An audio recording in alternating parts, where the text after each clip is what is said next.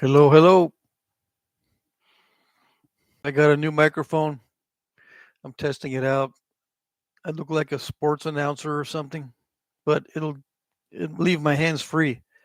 So we'll see how it works. I did test it earlier and it seemed to be okay. Yeah. So let me check the auction while everyone gets here. Let's see. I just checked it a few minutes ago, but I didn't go all the way through every item. Yeah, I have an auction every Monday. Uh, Introductions. My name is Patrick. The channel name is Jack Crafty. I'm a flint napper and primitive skills enthusiast extraordinaire. Um, yeah, I do live streams now, and 3 times a week. Hey, Tommy's here and Mike's here. Uh, just so you can see me face to face, and if you have questions, I'll answer them in live stream. In I'll answer them in real time, and I do this because I like doing it. Okay, and it's also my part-time income now, so I can be considered a professional flint napper. Yeah, get some street cred. Anyway, my name is Patrick. The channel name is Jack Crafty. I've been napping for about 15 years or 14 years on a regular basis. I have over 2,000 videos. If you want to try to see if I've covered something that you might be interested in, just type a search in YouTube, but preface the search with Jack Crafty. Type that in, and then whatever you want to search for. All my videos are numbered, so makes it easier for you to take notes. If you have a video you like, you just write the number down, and then you can always find it by the number of the video. You don't have to write the whole title. Hey, Brady is here. Hello. I don't remember seeing you before. Daniel Lineberry is here. Hello. I finally got to catch you live. Yeah. Mike Mason is. Don't forget, Modern Hobbit. Yeah, I'm the modern hobbit. Alan Cole is here. Notification was good today. Happy Monday. Happy Monday. Bill Taylor's here. My notifications work too. Awesome. Tommy Taylor, hit the like button before Keith gets here. Yeah. Bill Hansen. Hello, hello. Alan says, hello, everyone. Smash the like button. Yeah. We usually have good turnout good responses on the like buttons. Yeah. Yeah. By the time the ending of the stream, by the end of the stream, there's usually more likes than there are people watching. So it's good. People will tune in and tune out, which is fine because the live stream is pretty long. It's about 2 hours, right? Give or take a few minutes. That's a pretty long time for most people to stay, in one place to watch the live stream. But I'm usually just sitting here anyway, especially on Mondays, waiting for the auction to run its course. It's not a live auction. You just bid in the comments section, and I declare the winners at 9 p.m. Eastern time. Yeah. I will put a link, or not a link, I'll put a description of the schedule of the live streams in the description box after the ending of the live stream, unless it comes up by default. I didn't check. I modified the default uh, contents of the box down below, so it may come up automatically now. Let's see. Jesse's here. Hey, hey. Mike Mason says, you don't have to take the Hobbit comment from me, Pat. Pretty sure I'm only an inch taller. Yeah, I'm 5'8", right? Or I used to be 5'8 and a half. Now I'm 5'8", so I shrank a little bit. Anyway, yeah, I'm pretty small.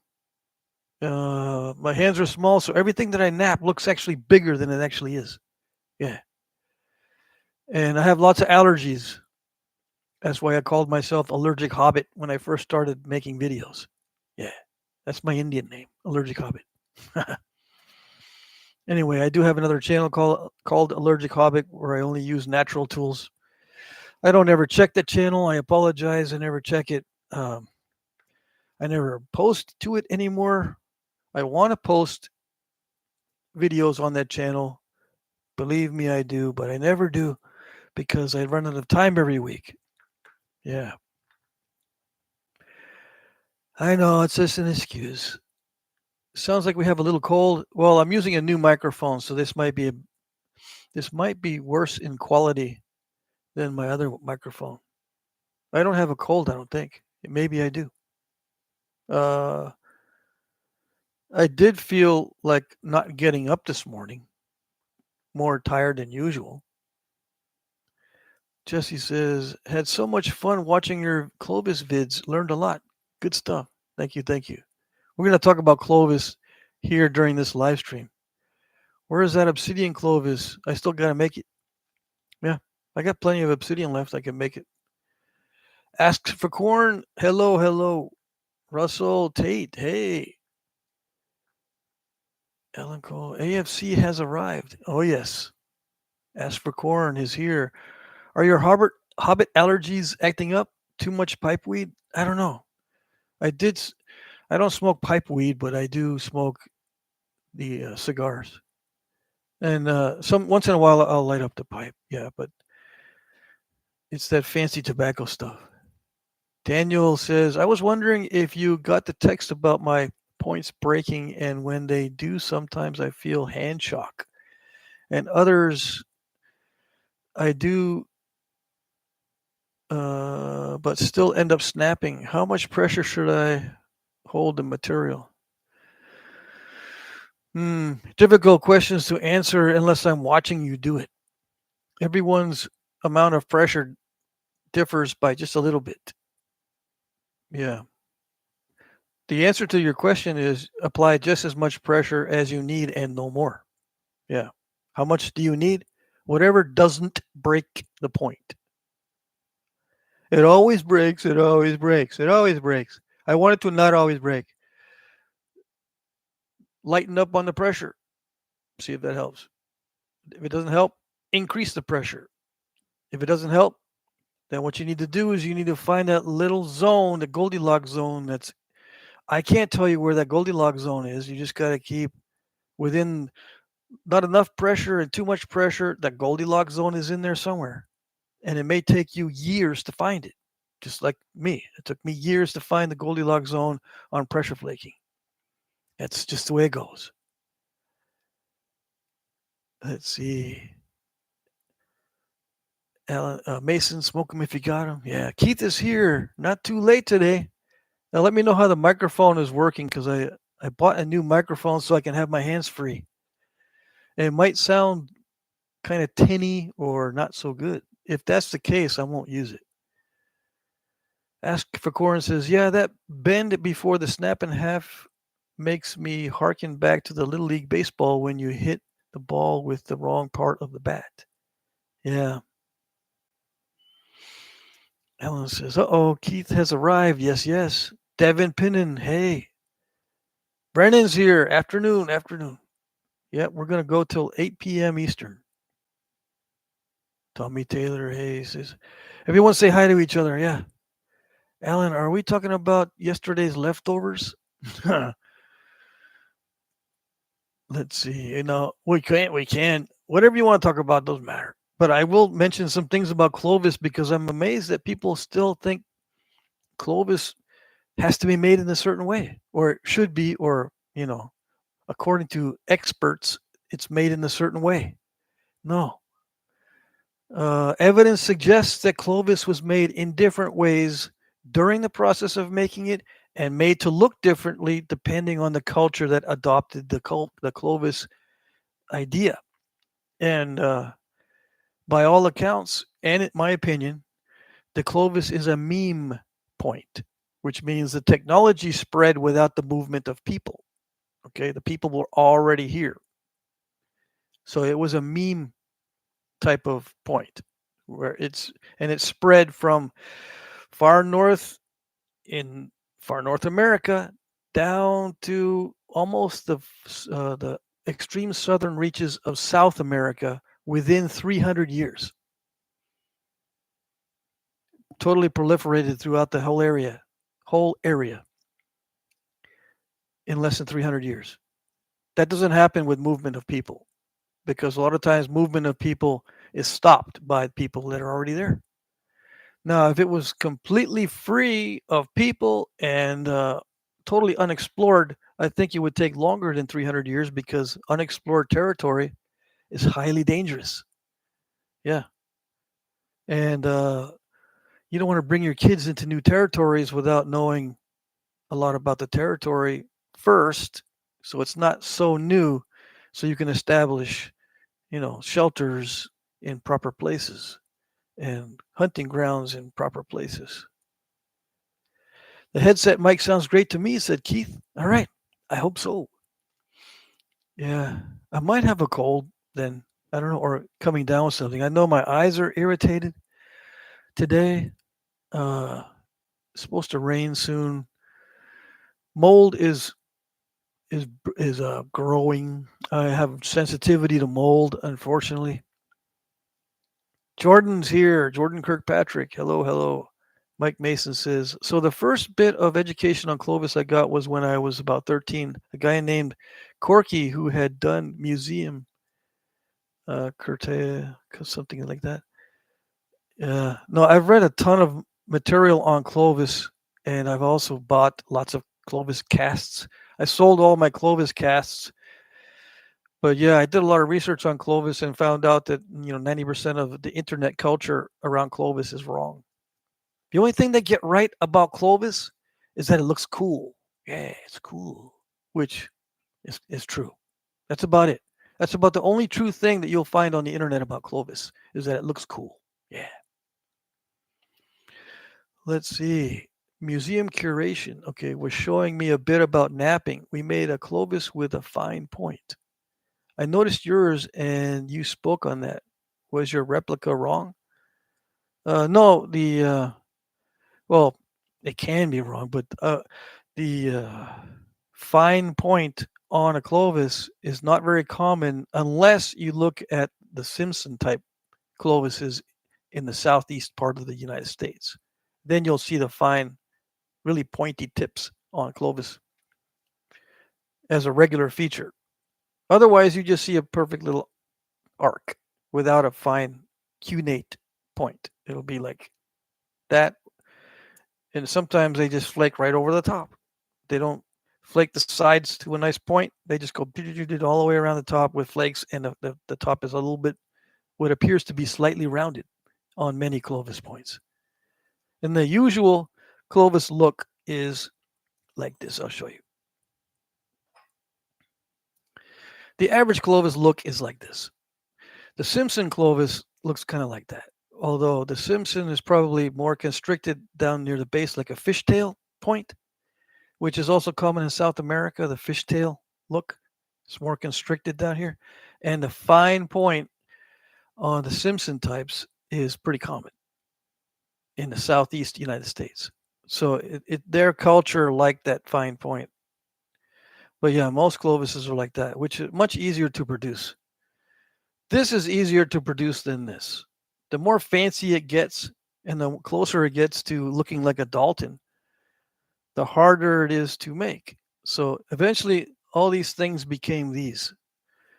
And Dalton is a very long lived technology, right? I'm thinking it's like 4,000 years, a stretch of 4,000 years. Someone correct me, maybe 2,000 years, but they made this type of point for thousands of years and this type of point for only a few hundred, maybe 500 years.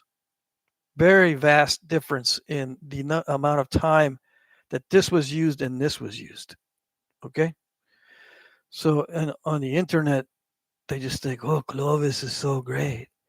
Yeah, they didn't think it was so great back in the day because they didn't use it nearly as long as the Dalton.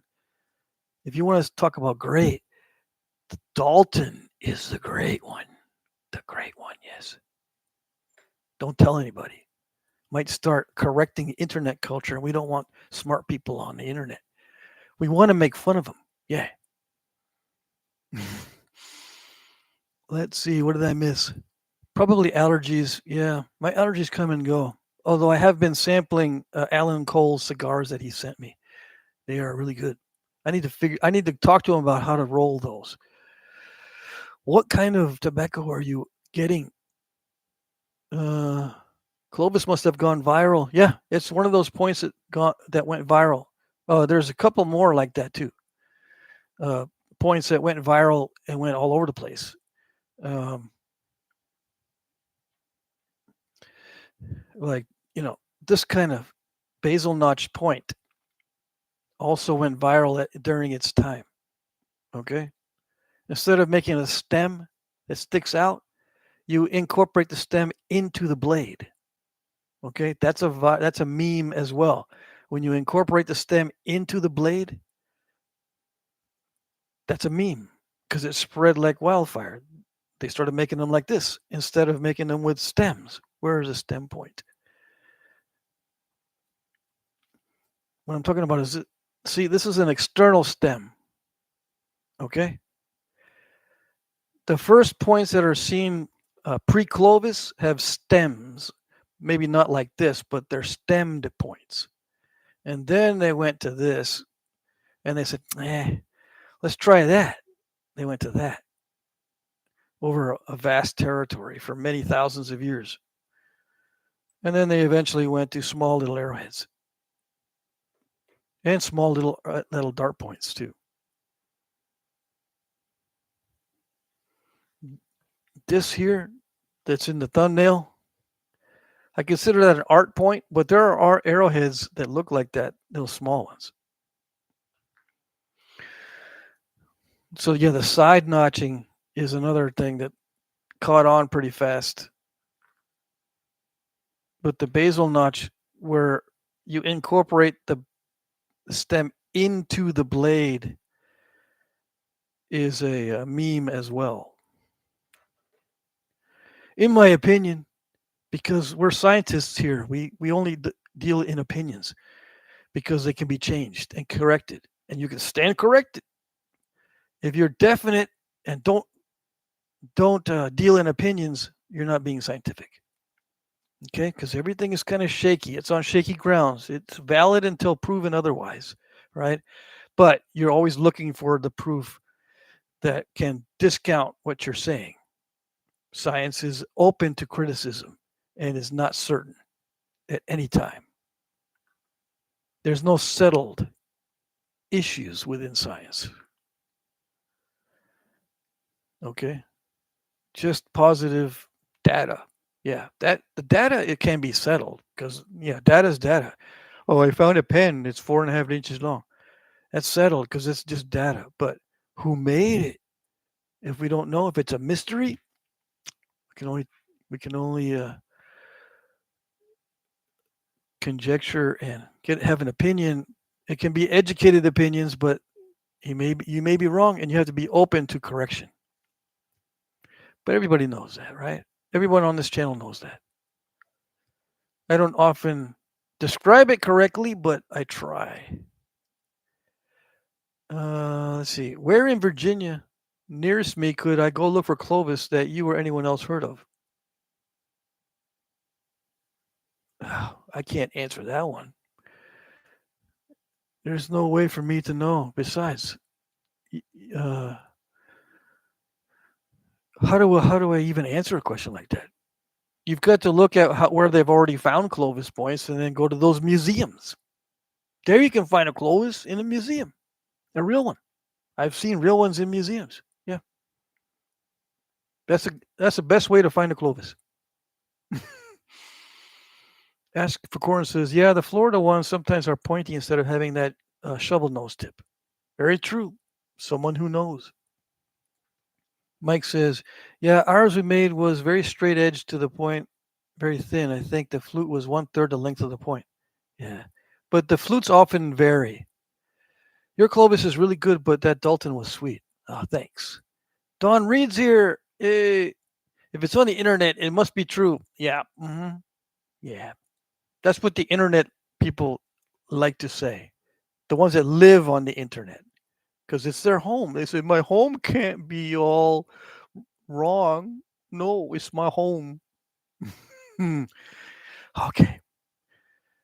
Disruptor. I haven't seen you before. Disruptor T. A year or two ago, I recall you saying Kanawha Black chert wasn't a true chert, but it wasn't something else. What is it? But it was something else. Yeah, Kanawha Black. I forget now what it is. Yeah, I think it might be some kind of volcanic rock, kind of like the fine grained basalt or something similar to that. It's not formed by deposition like flint and chert. Deposition means accumulation of sediment and silica within the sediment, and then through the action of water, eventually these things settle and then harden over time. Uh, Volcanic rocks don't form that way. And I think Kanawha Black might be a volcanic. I can't remember now. Alan says, "Oh, sure, shoot the messenger, Patrick." Yeah, just kidding. You want to know the types of tobacco in the cigars? Yeah. What is that type of tobacco? It's pretty good. Just out of curiosity. I'll probably trade you something for more of those. Yeah, just let me know. Ask for corn. Those old ugly Gary points seem to have been viral around my area. Evans too. Yeah. Sometimes the points are distributed by movement of people because sometimes people can come in and take over an area and their type of point takes over that area. But it's usually, localized. It's not like the whole country or the whole big old southern part of the country or, stretching from North America down into South America. It's usually not like that because a certain group of people doesn't conquer everybody. It's not in the New World anyway. So if it's widespread over various cultures, and you can tell their various cultures by their material culture it's not the points. Like you can tell by their perhaps their beadwork, something that's preserved for thousands of years, or that kind of thing. If they have similar beadwork or similar scratched or incised stones in this area, but then it's different from these other guys' beadwork, and over here there's some other different culture, different kinds of incised stones, and maybe some axe heads, but they all share the same point like this. It's probably a point that's spread without movement of people. Let's see. Okay, here we go. We got fillers and wrappers and binders. Okay. All right, let me catch up with the chat here. With the STEM tech in mind, I wonder if it was a technical advantage that changed things, possibly material or tools. Who will ever know? Well, there's more and more evidence that various points existed alongside Clovis. Okay, so it didn't totally replace everything that it came into contact with. Like Wilson points existed with Clovis, and there are other points that are being found that also existed with Clovis, like in the Northeast. No, in the far west, far northwest, there's a point that existed with Clovis, alongside Clovis. Wind dust or some, I can't remember now. Anyway, so Wilson, and if it's wind dust, it's a coincidence that they both begin with W. Let me look at this because I was surprised by the stuff in the northwest. I keep saying northeast. In the northwest, there are points that existed alongside Clovis that are made of obsidian.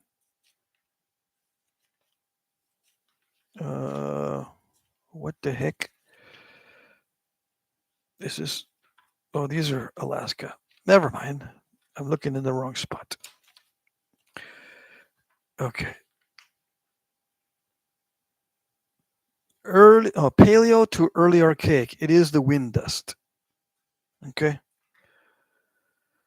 Location: Great Basin into Oregon and Washington. A lancelet point with long, straight to contracting stems. The blades are formed by random percussion, and the edges are aligned by non-serial pressure flaking. Shoulders are formed by strong pressure flaking. The residual Hertzian cone. But look at the dates. This is wind dust. It's a stemmed point. But look at the date. Coincides with Clovis. 10,500. Okay. So these didn't get wiped out by Clovis. And the Wilson point, which also begins with W, which is excellently, spectacularly coincidental, makes it easier for me to remember, also existed alongside Clovis. Let's see. And it's a stemmed point, but it's got like it's got ears on the stem. Where's the Wilson? I can't think at the same time. There it is. Where's the Wilson? Which side? Right here. Nope. See. Okay. That's Wilson up there. See? Those right there existed alongside Clovis, those Wilson points. Okay.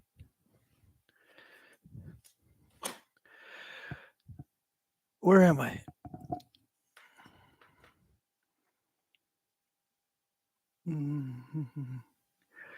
There's always an advantage to something. We just don't know exactly what it is. Okay, Alan Cole says the filler is Indonesia seco. Rini seco, Nicaragua viso, corojo ligero. So you mixed a bunch of fillers together. Corojo ligero is that's the high nicotine stuff. Binder is Pennsylvania broadleaf. Okay. Wrapper is Habano. Okay. I see. I have cigars like that, but they don't taste that good. Tommy Taylor says, my wife must be a scientist. She has no problem giving me her opinion. No, it's not the way scientists work, though. They don't give you the opinions. They try to formulate the opinions. They try to keep it to themselves in many cases. Yeah. They want money before they give opinions. Yeah. That's the difference between a scientist and a regular person. A scientist wants to get paid. Yeah. Let's see. Keith says, hit the like button. Oh, yeah. Brendan says, Tommy Taylor, same with my wife. Yeah. But see, the difference is that scientists demand to be reimbursed for their opinions. Now, if your wife starts to demand that she gets reimbursed, then, yeah, she becomes a scientist. Lots more Daltons available. I see many more than Clovis, like you mentioned. Yeah. Yes. There's definitely a lot more as far as numbers go. Yeah. Peter Cohn, yay! I didn't miss the stream. Yes, you're here. You missed a lot already, though. You're late. 17 minutes late. What's going on? Mike says, another thing I consider may have changed is game and hunting tactics. Nah, not really. They say all these things on the internet, but it's all just like thought experiments. If you actually look at the game and what survived the extinction, like the megafauna extinction. I mean, we had white-tailed deer before and after the megafauna extinction. We had bears, black bears, brown bears, grizzly bears, all different bear varieties before and after the extinction. All the staple foods that people hunted, bison, they were there before and after the megafauna extinction. So it didn't make a difference. They were still hunting bison before the megafauna that died out and after the megafauna died out. So they were using the same equipment. What's funny though, that people go, I didn't think of that, was that you can have bison throughout a large range, right? And many tribes living off bison, and you look at their weapons, and they're all different to hunt the same animal. So how does that work? It works both ways. Okay, it can be one weapon type for all animals. It could be different weapon types for the same animal, or it could be a combination of both all mixed together in weird ways. Yeah.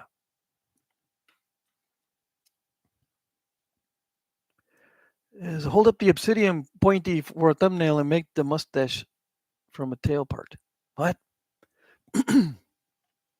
I did hold it up earlier. Yeah.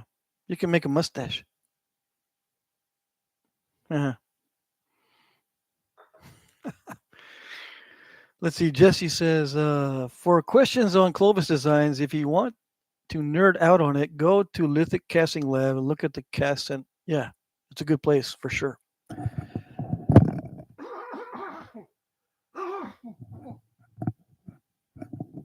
Hopefully that didn't show up, or I didn't. You can't hear that.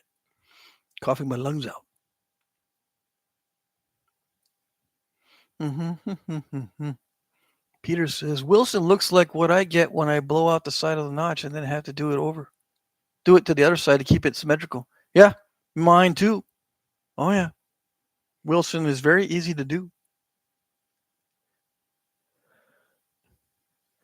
Alan says, there is pre-Clovis rim rock structure near Glass Buttes. Definitely obsidian points found. The settlement is Anasazi, but I believe the PC term is ancient.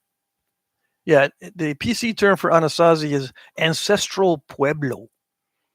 That's my Native American DNA heritage, the ancestral pueblo.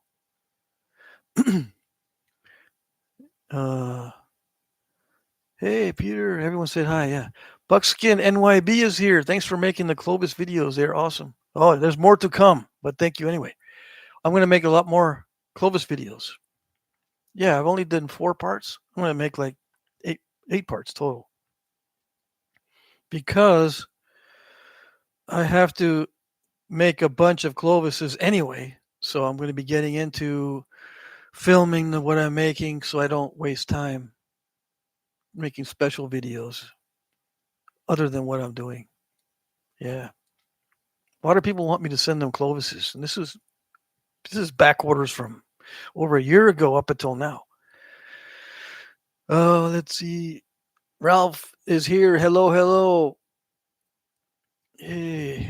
Ralph says they were hunting everything, even crickets. Yeah. Alan says it's a fact that the megafauna extinction coincided with the Younger Dryas cataclysm, but yeah, and some of the smart guys blame humans. Yeah, for overhunting. Yeah, but no. They can't overhunt that many different species all at the same time. Besides, there's very little evidence that they were hunting those primarily. I mean, if you look at Clovis sites, what's the most common animal remains at Clovis sites? What were they eating? Was it all bison? No. Was it all mammoth or mastodon? Was it all saber-toothed cats and giant bison? No. The predominant food in all Clovis assemblages is some sort of herbivore like deer.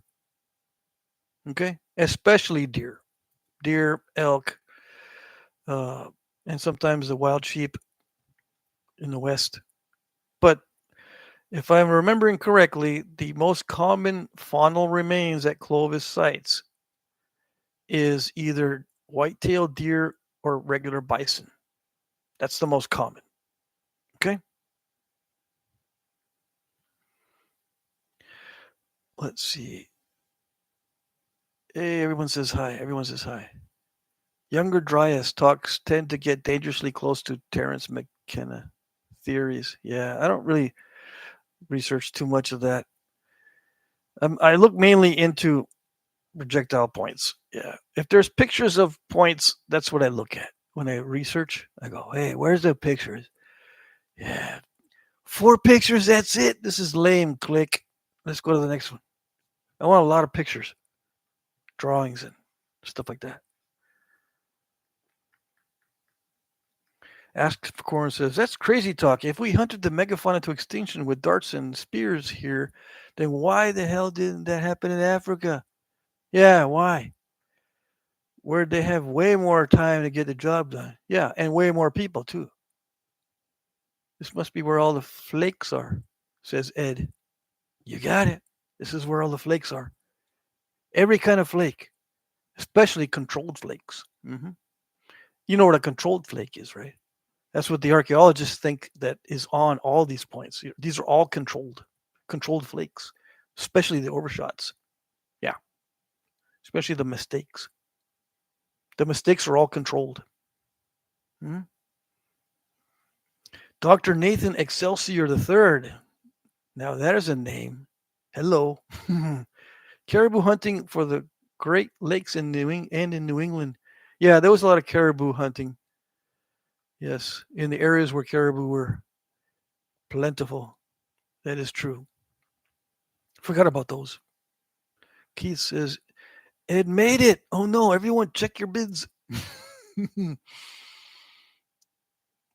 Tobacco Flake checking in. Yeah. Brennan says, damn, I hated to see that epoxy give that weaker point on that bopper. Oh yeah, I broke my favorite Mike Tufts bopper. I didn't expect that at all. I thought it would be a little more flexible than that. I feel bad. I guess that flake being a little too centered on that bottleneck point. Yeah, it created a weak spot for sure. Yep. But it's already that constriction in the bopper is already weak anyway. So I don't know. It could the flakes inside the resin could have weakened it further. Yeah.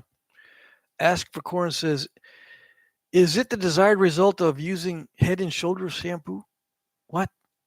I don't know. Ed Gould, do I hear crickets? Yeah, sometimes there's crickets on well, not outside, in the chat when no one's talking, right? Is that what you mean? Or is there a weird interference with the volume or with the microphone? Tommy Taylor says, Ed made it. Guess you was busy canceling out all Keith and Alan's bids and my bids. Yeah, I don't know. Better not be sneaky. Peter says, mammoth and that type of stuff probably wouldn't have been a viable habitat. Yeah. I don't know. Mammoths lasted a long time. It's just something wiped them out. And probably a perfect storm of both disease and climate change and maybe even new predators. Maybe somebody, not humans, but maybe maybe the regular mountain lions got smart and figured out how to kill all the baby mammoths. Yeah. Or the wolf packs got huge and ended up killing all the baby animals. Because that's all you need to do is figure out how to kill the young animals. You don't need to go for the big ones. And that'll wipe out a population fast. Yeah, any change in intelligence among animals will change uh, their food supply. Yeah. Let's see what's going on here. Flake Leader 2 standing by, says Brandon. Flake Leader lock boppers into attack positions. Yeah. Ask for Corn says lock flake foils in attack position. Peter says, oh, I get it. Dandruff shampoo gets rid of flakes. Oh, okay, yeah. I didn't get it. Alan says, Ed's new call sign is now e-money. Has he been bidding? Let me see. I bet you he has. Hold on. I know the chat's progressing pretty good, but let me check the auction real quick. I put likes on everything that I see. Okay? If I see it, I will like it, even though I might not like it in truth, but I put a like on it just so you know that I see your bid, because sometimes YouTube is glitchy and it doesn't allow everyone to see everyone's bids. Mike Tuff says 7MO2 is a Rolly Flintgers point. Rolly Flintgers is an old baseball player for you young guys. Oh yeah, this one here with the mustache. But Mike Tufts, I don't see him in the chat. Someone else said number 2 is sweet. Yeah, that's why I got it in the thumbnail, because I noticed that you guys like number 2, the point 7M02. All right, so there are bids in here I missed. Let's see what we got here. Let me put likes on all the bids so I can get back to the chat. Wait a second. Who's sending me messages on Facebook? Yeah, people that want money. That's what it is. I got to get rid of the spam on my Facebook. Well, you can't. There's always somebody. And let's see. Is he on the chat?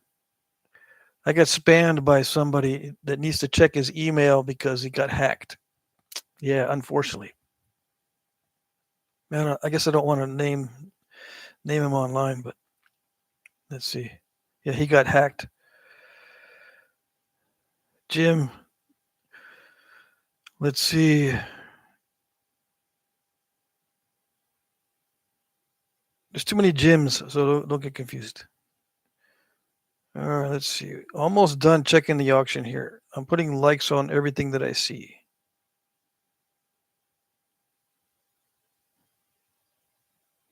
You said sometimes you might not like what they do. Yeah, I'm just kidding. I like all the bids, no matter how much. You want to bid $2? Go ahead.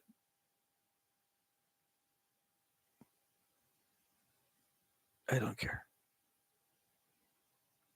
Some of the bids surprise me. Yeah, on the high end.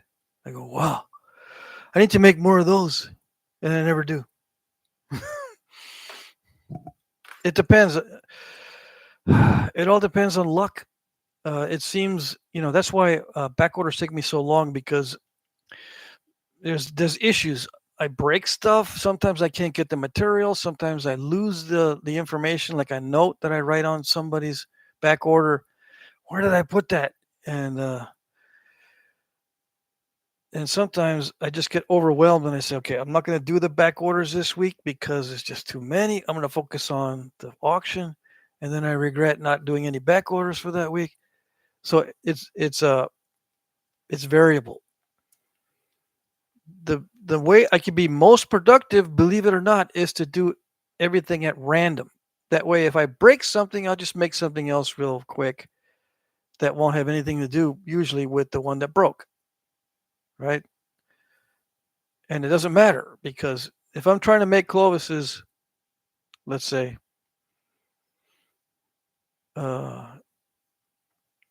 that's hard, okay, because they'll break and they won't meet specs. But if I'm just trying to produce a number of items, it's much easier for me to do. Let's see. What did I miss? Yeah, you guys need to step on the gas bidding, says Jesse. No, I saw a bunch of bids. Let's see. There's no way they got wiped out by being too delicious. Yeah. Ed Gould says, you guys need to step up the bidding. Yeah. Let's see. Don't spend it if you don't have it, says Ed. True. Yeah, don't fake me out by spending or say you're going to buy it and then don't do it. I've had a couple of those or a few of those in the past. I have to wonder with the guys using DNA to try to bring back dire wolves. They say they want to bring back mammoths. Yeah, they'll do it as a curiosity and they'll end up in a museum and making $1 million, which I don't think is a bad thing. A lot of museum animals actually have better lives than if they were out in the wild. If you watch animals in the wild, their life is no good in most cases. Yeah, they might look all happy and stuff, but that's because only the happy ones survive because the depressed ones get all depressed and they don't eat. Yeah. I got some skunks around here that must have slept too much during the winter because they're getting mange, which indicates to me that their immune systems are low. They need vitamins, so I put food out, and they're recovering from the mange. Yeah, I think it was because it's very difficult hibernation year this year. It was very, very cold, and they didn't come out to eat. Yeah, let's see. Tommy Taylor says, Ed, I'm waiting for you to fall asleep, then sneak in and jump on you. Yeah. A lot of guys wait till the end of the auction, which is okay. It just makes it harder for me to figure out who won. Ralph says, mammoths lived in Wrangel Island, Russia, 4,000 years ago. Yeah, but they were tiny ones. Yeah. Dwarfism had set in, and they were no longer mammoths. Yeah. They were tiny mammoths. Miniature mammoths. There you go. Ed Gould says, I'm 74 and retired permanently. Yeah. 74. Mm-hmm. Asper Corn says, regarding mountain lions, I watched this nature doc the other day about them. I learned that now that there are areas where their population density is back where it's supposed to be. Oh yeah, they're coming back in many areas. Not in Texas though, because you can shoot those on sight any time of day with any weapon you want. Peter says, who does number 2 work for you? I don't know. Ed says, I won't bid unless the bids are too low. Ah. Alan says, Mike Tufts is a hard-working wood turner. Oh, yes. Brennan says, we have mountain lions and bobcats now in southern Indiana again. Been catching them on the trail cams for the past 6 years. Awesome. I mean, sometimes it's awesome. It depends on what they're getting into. Yeah. Are they getting into stuff that's making them unhealthy or making them weak or making them too used to humans? You gotta watch what they're getting into. Brennan says, words finally out all the way through here. Okay. Ask for Corn says, we are observing pack behavior instead of solitary lifestyles, just like Pride of Lions with one male and a harem of females and cubs. So you're observing pack behavior in the mountain lions? Interesting.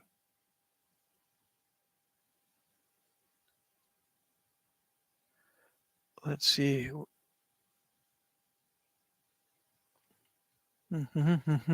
I missed a bunch of chat. Let's see. Tommy Taylor says, Ed, I don't mind being outbid to go a lot of auctions and get outbidding a lot. Yeah.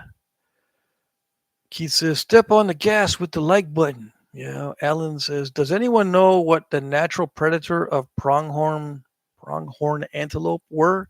They died out in the younger Dryas, but the pronghorn now remain with no other predators but humans. I think pronghorns have always been hunted by mountain lions and bears. And you have to keep in mind the young pronghorn as well. What goes after those? Coyotes, Coyotes will go after the young pronghorn. Peter says, museum or zoo? Well, if it's alive, like if they bring back a mammoth alive, through gene splicing and all that, it'll be in a zoo. Did I say museum? Maybe I said museum. Ask for Corn says, better be careful with that stuff like finds this way, Pleistocene Park. Mm-hmm. Yeah. It's not going to be too bad. If one of those escapes, have you seen the amount of animals in Florida that are not supposed to be there? They got monkeys of all types now. They got these boa constrictors and snakes of all types that are not supposed to be there. And now they're getting these poisonous spiders and stuff. Florida is becoming infested. Yeah. It says, like I said a couple weeks ago, got too many car parts to get. I can't play much in the auction game for a while. I see. Plus, I got a lot of items the past 6 months. Oh, yes, you did. Smallzilla's here. Harley made it. Made it to the stream. It's getting warm and the bugs are coming out. And I was going to ask you if you knew any ways that the natives kept the bugs at bay. Yeah. There's various ways. I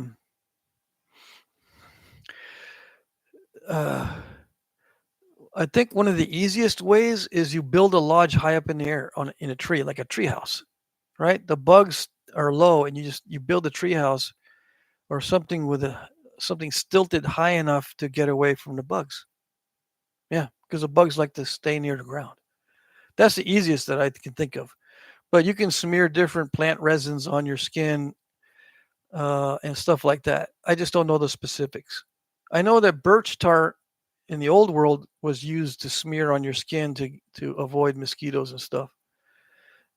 And I'm not sure about pine tar, but I think pine tar might do the same. Let's see here.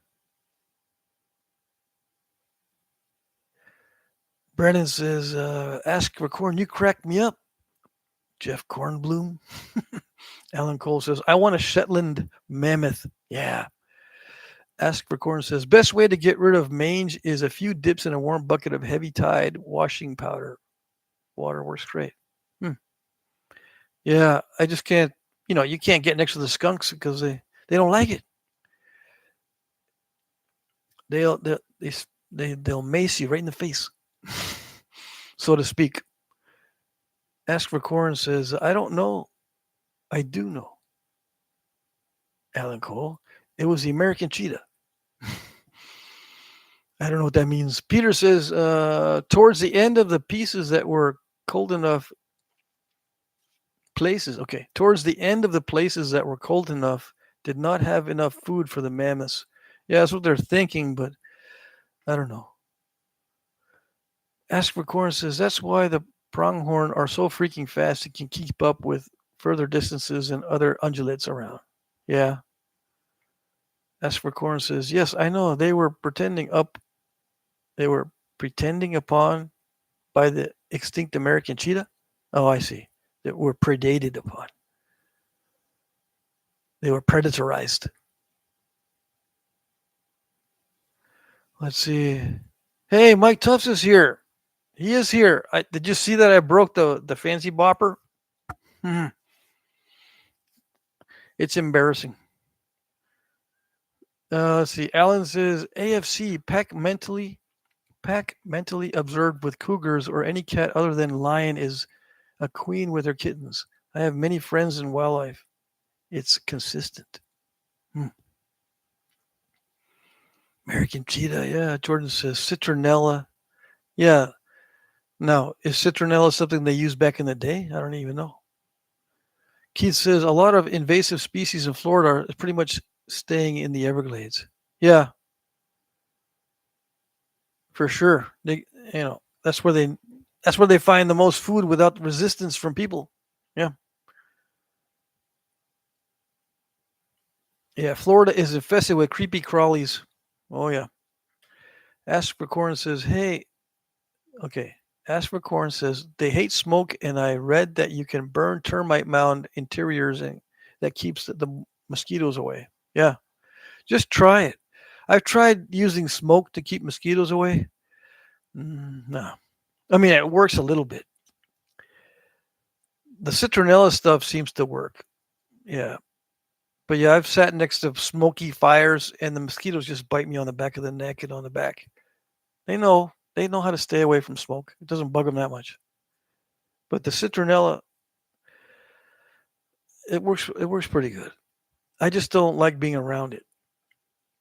It gives me a sore throat.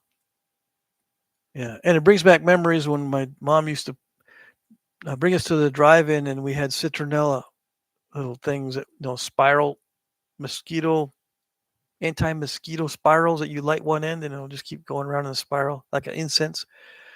And she would roll the windows up almost all the way up, and it was just filled with that anti-mosquito smoke.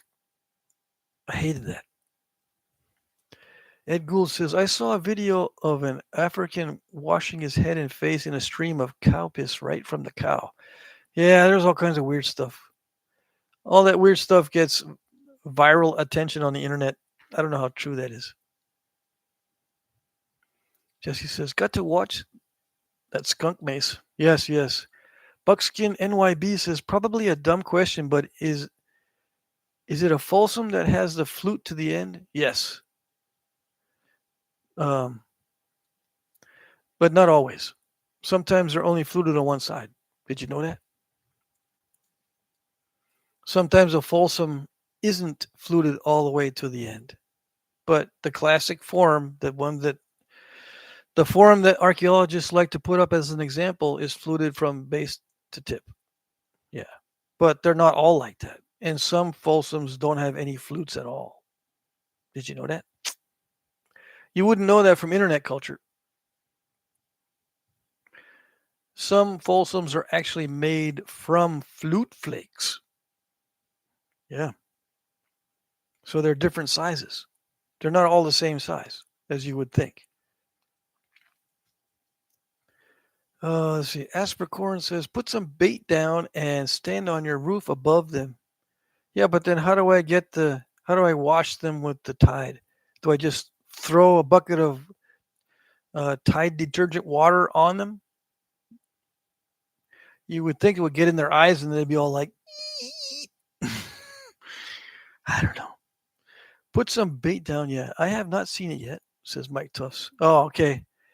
When did you break it? I just broke it recently. You got to watch the video. But yeah, which video was it? It was the one where it's the chunky piece and the Clovis. It's, I guess, part 3 of the Clovis series that I have so far going on. I broke it on the chunky piece of Buffalo River. I think that's the one. Someone else can correct me on it if I'm wrong. Jim Main's here. He says he's late. Yeah, it's been an hour or so. You were on time. So a lot of you guys show up 1 hour after the live stream. Always. Let's see. I mean, an hour into it. It's not over yet. We still got time. Yeah. Ask for Corn says, I have a topic I've been wondering about regarding the design of point bases and hafting.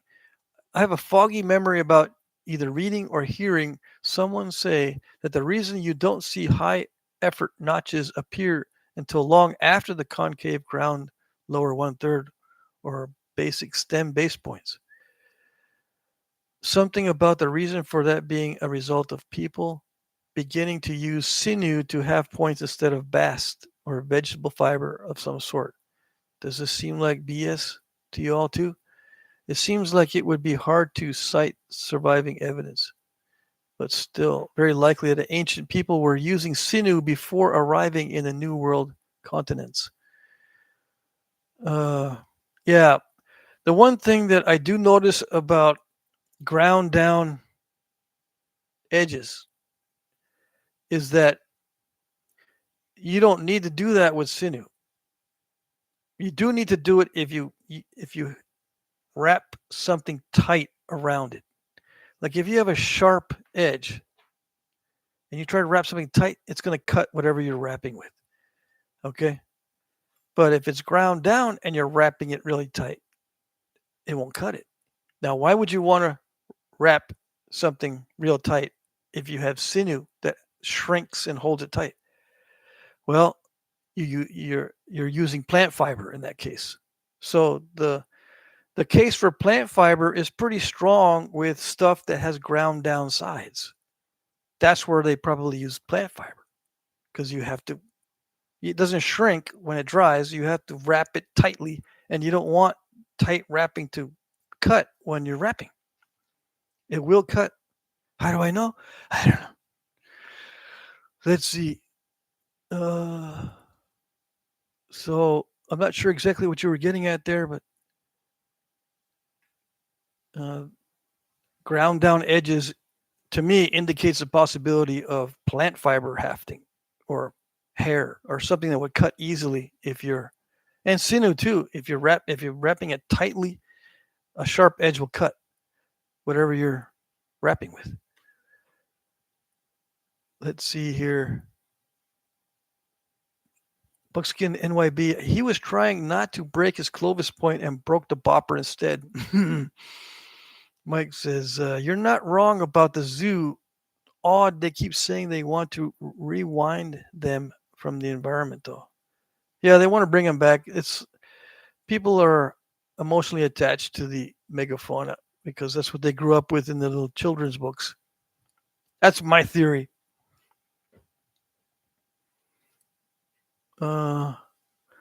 Yeah, I thought it was a fluting bopper, says Mike. Yeah, you got it right there. I thought it was a fluting bopper. I thought it was a bopper, an invincible bopper. A bopper of invincibility. But yeah, people were using sinew for, forever. But you can also use plant fiber for hafting. And if you use plant fiber for hafting, guess who doesn't want to eat your equipment? hmm If you use a lot of plant fiber, little hairy companions of yours are not going to want to eat the plant fiber off of your weapons. Yeah. How do I know? I don't know. Jesse says, how much later were the Cumberlands after Clovis? Much later, Paleo, right? Well, there's, I think there's a controversy there. Some people say Cumberlands are older than Clovis, but I think for the most part, the Cumberlands are said to be late Paleo. But I've seen an article or two that says that Cumberland was actually uh, at the same time or even earlier than Clovis.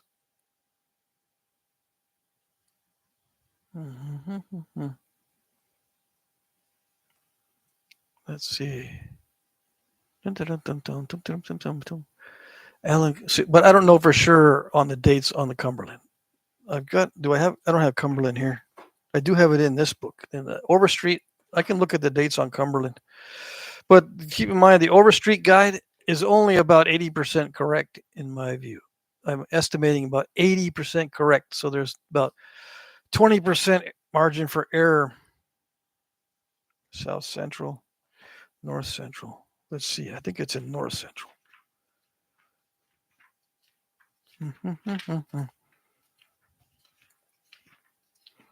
And Cumberlands are not fluted all the way to the tip either, in case you're wondering.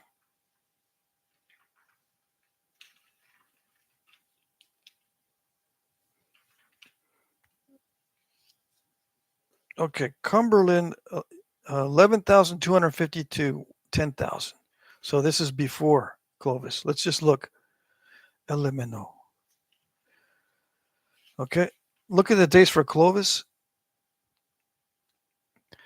The Clovis dates are 11,500 before present, and Cumberland is 11,250.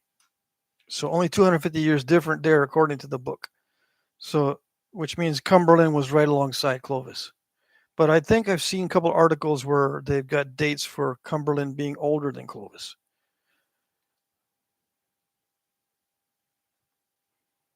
And not all the Cumberlands apparently had ears on them. Like, see this Cumberland right there? There's no ears on it, but there is ears on the Cumberland up here.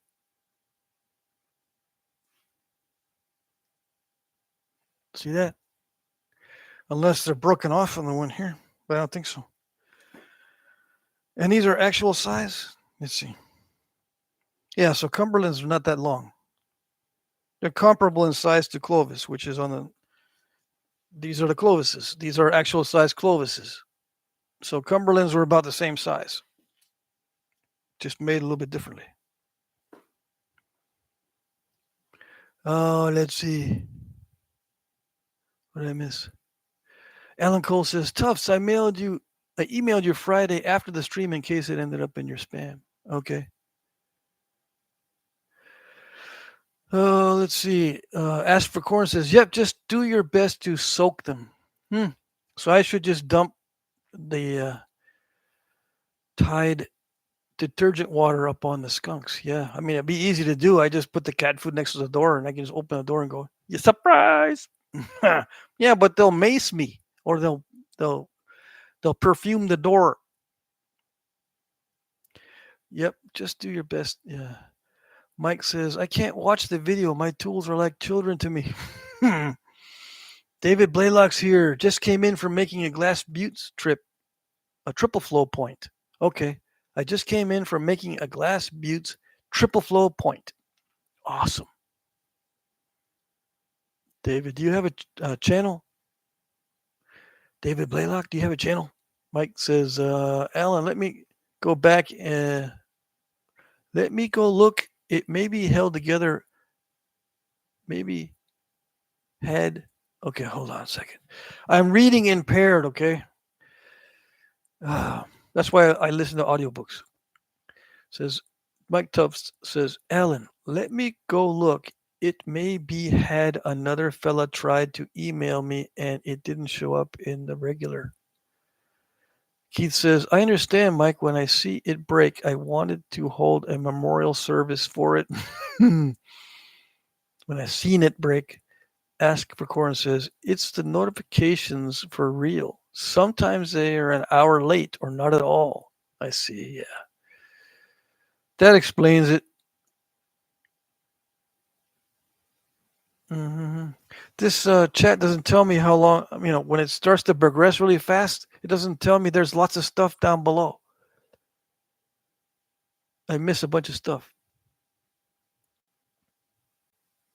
All right, Cervix Slapper asks me, is incense legal where you live?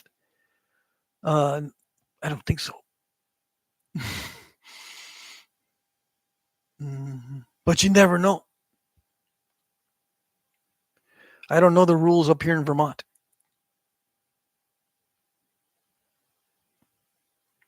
Let's see. Bush is here. Frodo Joe, Bushy's here.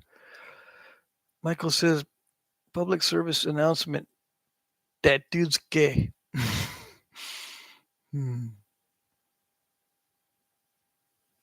Yeah.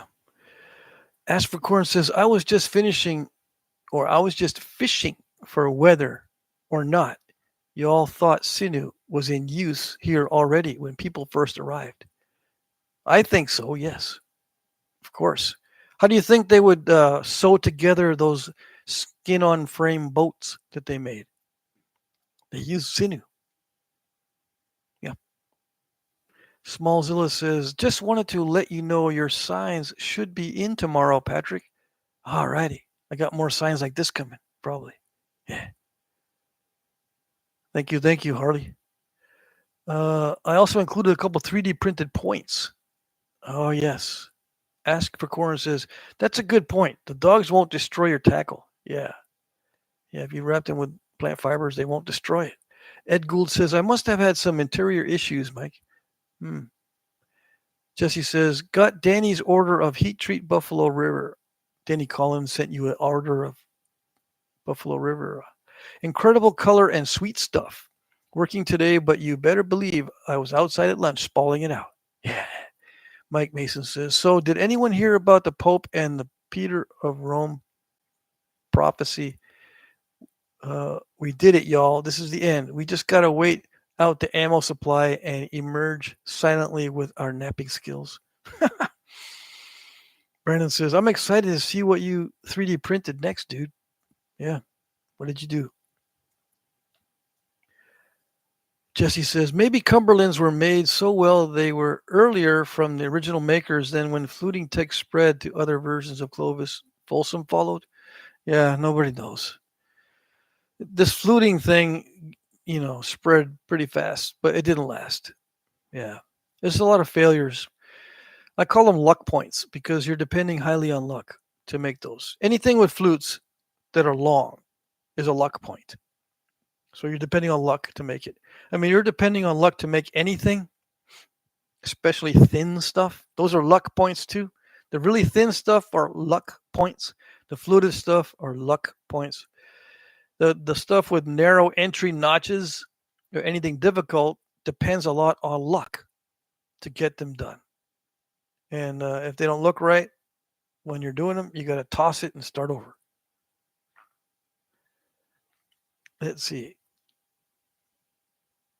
Someone mentioned that they didn't see very many, or they didn't see much evidence for broken Clovises, except for the ones that broke during fluting. So they're thinking fluting is what causes most of the Clovis breakages on these sites. And I was thinking about that, and I said, well, it could be that when you break a Clovis from trying to flute it, you don't want to make anything else out of it. Because why? You just chuck the pieces like, oh, I hate that when it happens, and chuck the pieces. But if it breaks in other ways, you go, oh, hey, can someone use this? I don't want it broke, but here. Yeah. So they get used up. The ones that don't get thrown into the bushes, they get used for other tasks like cutting and scraping and stuff, and they eventually get used up into little nubs and little worthless looking little pieces that archaeologists don't pay attention to. That's my theory. I'm sticking to it. Let's see. Steak and eggs tonight for Alan Cole and bacon to fuel milk night shift. Alrighty. Awesome. Ask for Corn says, I thought it went Clovis, Folsom, then Eden chronologically. Pretty close sequences too. Well, yeah, the current trend is to say that Clovis, yeah, like you're right, Clovis, Folsom, and then Eden. Yeah, those are the radiocarbon dates. Yeah, hmm that is true. That's the chronological order so far. Don says, "What year is your book?" This one here. This is a 13th edition, right? The ultimate, yeah, 13th. And the year, I don't know, but it's the 13th edition. I suppose that corresponds to a year if they put one out every year. It's now up to the 15th or 16th. I can't remember. What is the date of publication? What is it? Printed in China. You made me look it up and I found that it was printed in China. Now I'm all disappointed. Dang it. Why can't it be printed here? Let's see. It doesn't matter. I'm just adding drama to the live stream. Yeah. I'm using if you haven't noticed, I'm using an announcer microphone so I can use both hands to do stuff because I'm uncoordinated. Yeah. I don't know the date. I don't know the year. I just know it's the 13th edition. Okay. Let's see here. Yeah,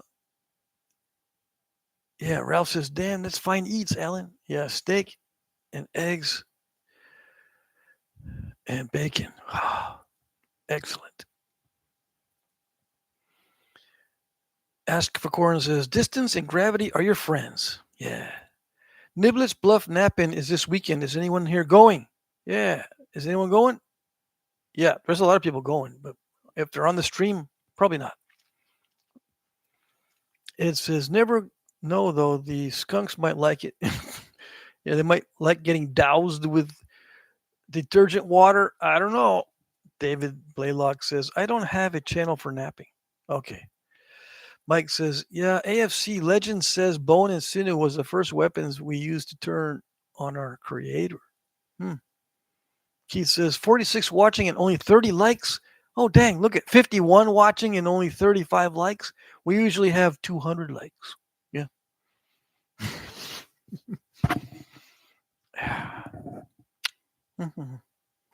Let's see. Ask for Corn says, I live napping and archery so much. Been trying to master arrow accuracy for decades too. But there's zero chance in Hades that I'd entertain bringing a bow to a gunfight. Oh, yeah. There's no way. Unless the bow had a gun built into it. I like putting guns in everything. Let's see. AM is here. I found a perfect beginner's flint for a pocket knife. It was a half a centimeter thick and near perfectly square, around 10 centimeters long. Then I broke it trying to nap it. Oh, dang. You're using centimeters, so AM must be over in the UK or something. Tommy Taylor says, if Sal gets here, we will tie our high number of viewers. Awesome. Tommy says, steak and eggs, good anytime. Just add biscuit and gravy. No, I don't eat biscuit and gravy no more. For those of you who do not know, I'm on what they call a carnivore diet, but I got there because of an elimination diet. I eliminated everything that it made me sick, and guess what I end up with? Meat, eggs, water, salt. Yeah. Sometimes cheese, but cheese messes with me. I can have dairy once in a while, and I do eat chocolate and coffee, especially on holidays and my birthday. Yeah. But it only takes me 2 weeks to gain 10 pounds and takes me like 2 months to get rid of it. Yeah. I don't like that. It changes my metabolism too once I start eating carbohydrates. It just changes my metabolism all the way around, and I get even more tired than I normally am. Let's see. Keith says, oh, yeah, those of you who can eat gravy and biscuits along with heavy duty meals like steak, bacon, and eggs, I wish I was you. Keith says, hounds are loose, Tommy. Yeah, Peter says, unless the gun is a musket, reload time for arrows was faster. Yeah, but I'd still, you know, if arrows are still kind of slow, you can dodge the arrows and just run up to the arrow guy and beat him over the head with the musket. Yeah, try to beat someone over the head with a bow. No, you can beat someone over the head with a musket, and if you got a bayonet, just bayonet all the archers. Yeah, and then on the last guy, you save the bullet for the last guy. That's my story. I'm sticking to it. Let's see. Easiest thing for a beginner to nap. A magnifying lens. How do I know? I don't know. Yeah, it's already convex on one side. Ralph says, you're back. All right. Ass Butter's here. All righty. You made me say your name every time you come back. Smallzilla says, talking about eating candy with Easter so recently. Yeah, I did not eat any Easter candy. No, I didn't even go to the store anytime this weekend because I didn't want to see all those chocolate bunnies on sale. No. I used to be Mr. Stuck up on chocolate bunnies on the sales. I can't imagine doing that anymore. Jeff G. Jin says, love that leaf-shaped blade this week's auction. Leaf blades are my favorite. Mine too. Appreciate what you do, Patrick. Oh, thank you, thank you. Tommy Taylor says, Alan, it may be, but dang, it's good. Yeah. Alan says, AB is back. Watch out. Yeah, AB is a good, I should just use AB for his name. AB, yeah. AB says, I've been busy editing my new videos about arrows. Oh, dang. I got to see. Don Reed says, hey, Frodo. Yeah, Frodo's been on the live stream for a while now. Tommy Taylor says 56 now. You're 56? I'm 62, so I remember 56 pretty clearly. As for Corn says, Rambo, Legolas, doesn't matter. They all toast. Ross Wellman's here. Michigan Flintnapper summer napping date is set. July 26th through 27th, Ludington State Park. Okay, so Michigan Flintnappers. Let's see. I didn't have that one last time, right? Elemento. Where's Elemento, Michigan?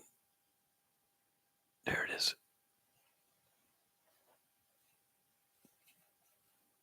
Mm-mm-mm. Do I already have that? Hold on a second.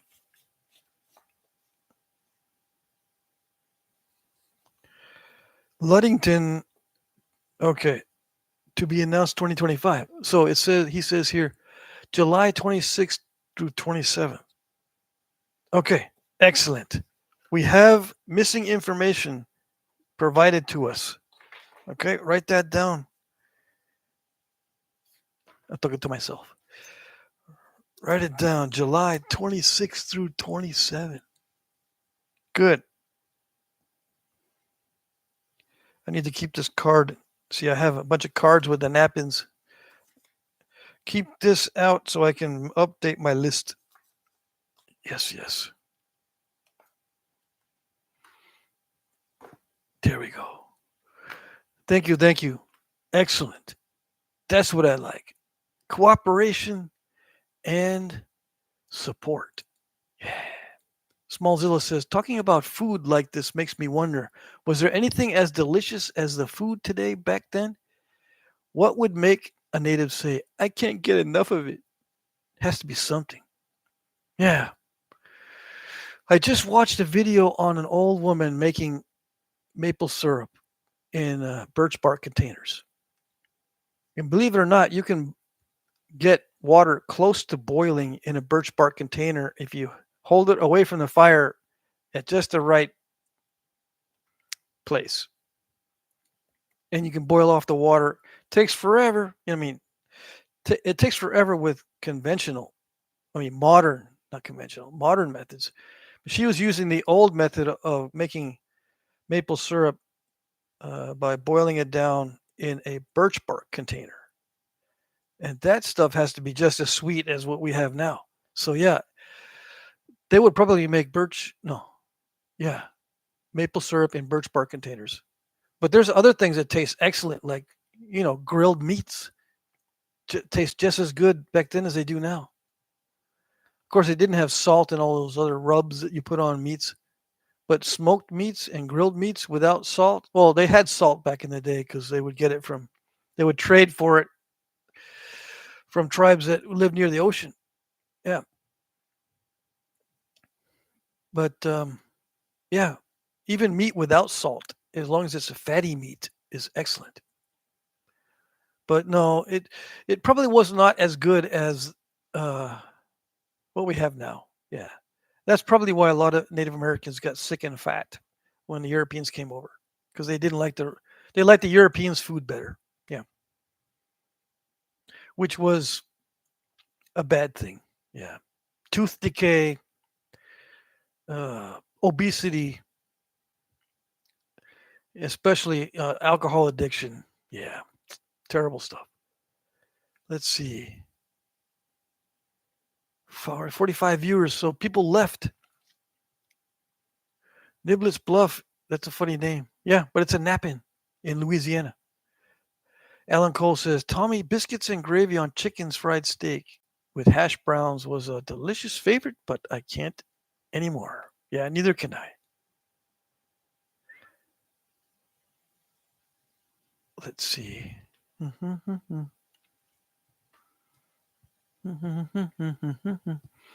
Dang, what did I miss? Says AB says, well, as usual, mine are about Ishi arrows. That's okay. It's okay. You can do Ishi arrows, don't matter. Ferdo Joe says 67 here. Old fart, I guess. Maybe. I don't know. Probably in better shape than I am. Ask for Corn says Niblets Bluff. Yeah. Don Reed just turned 58. Ferdo Joe says, Don, do you ever look for chert? AB says, I think I'm the youngest one here. You might be. Yes. Let's see. Ellen says, dang, Russ, I'll be in Wisconsin the week prior. Uh-oh. Don says, yes, I found a source of Onondaga. Ever look at Buttermilk Falls in Leroy? Says Frodo Joe. Ask for Corn says, only takes forever is you try to watch the pot. Oh, if you try to watch it while it's boiling, watching boiling water takes forever. But you got to keep watching the fire to make sure that the heat is consistent. Yeah. David says, how old are you, AB? Ed Gould says, a lot of the wild berries are really tasty, like huckleberries and blueberries, strawberries. That's true. Yeah, they taste just as good or even better back in the day than they do now as far as the fresh fruits and that kind of thing. Yes. The raspberries, the blueberries, and I guess huckleberries and what else is there? Yeah, I was just watching a guy forage for berries the other day. Service berries? I think he was eating service berries or something like that. I don't know. Can't remember. Anyway, Let's see. Peter says, I mean, they had a potato and they had large deep fried potato chips. They're totally possible. Yeah, once they had pottery, they could fry the potatoes. Yeah. Ralph says, Alan, I love all those foods. Yeah. Ask for Corn says, you probably had to season your meat with the tears of your enemy. Oh, that's a good one. Salty. Fertile Joe says, Don, my buddy lives there. I was going to have him look for some for me. You guys are exploring rock sources. David Blaylock says, yep, you probably are the youngest. Yeah. Tommy Taylor. Ellen, when I go to Cracker Barrel, it's either breakfast any time of day or chicken and dumplings. Yeah. I always order breakfast when I go somewhere, if they are able to serve it. Well, you don't have eggs. Can you just make some? Can you just make it? Okay. Or I just order steak. Yeah. Let's see. Justin Dickerman says, what would you say if someone was turning 40 and was thinking about requesting a Snyder's made from heat treated Flint Ridge? What would I say? Uh, I would say I got people waiting for stuff, so I can't take any more orders. Yeah. Unfortunately, I can't take any more side orders. And I don't have any Flint Ridge. I would have to go, I have to ask around, hey, do you know where to get Flint Ridge? I need to make a Snyder's, which means I need to get 40 pounds of it. What, for a little 8-ounce Snyder's? Yeah, 40 pounds. And we'll make it 8-ounce Snyder's because I'll break them all. Flint Ridge is very brittle, so I'll break quite a bit. Just to get a Snyder's one that's pretty good size, I'll need 40 pounds of Flint Ridge. And you know how much that cost? You don't, do you? Yes, I do. Don't make fun of me. Okay, I won't make fun of you. Alan says, happy birthday, Don. Don has a birthday? Ed says, I might be the oldest one here. Yeah, Ed, you probably are. Let's see. Lindenberries. I haven't heard of those before. Y'all should nap in on the other end. Peter says, y'all should nap in the other end of Louisiana. What does that mean? Fertile Joe says, service berries taste like crap. Okay, so it wasn't service berries. Yeah. David says, salmon berries, red caps, blackberries, elderberries. It might have been elderberries, but I don't know. I don't think so. Bill Kenny is here. Just wanted to say hi, my brother. I've learned so much from you. Tip of the hat. Thank you, Pat. Thank you. And you're welcome. Very welcome. Dawn says, it's my wife's YouTube account. I am too dumb to figure out how to make my own. Oh, I see. Ask for Corin says, I know about member berries, but not service berries. Sounds like an STD. My dad described guys bringing back from Vietnam. Service berries. Ralph says, yes, Alan, great cup of Joe. Yeah. Alan says, my Army veteran friend in Wisconsin raises Peking ducks. It's going to be a delicious visit. Awesome. Yeah, ducks are good. And quite tasty. Justin says, no problem, thanks. Tommy says, Ed, it looks like you then, Fertile Joe, then me. I see. Talking about ages here. Blackberries up north like Wisconsin. Yeah, blackberries. Ask for Corn says, and your father was a hamster. Peter says, I meant I can't get to the west end of the state, but would come if they were further east near NOLA. Yeah. Alan says, David, we call red caps tumbleberries in the Northwest. Delicious berries, and the leaves are softer than Charmin. That's good to know if I'm ever up in the Northwest.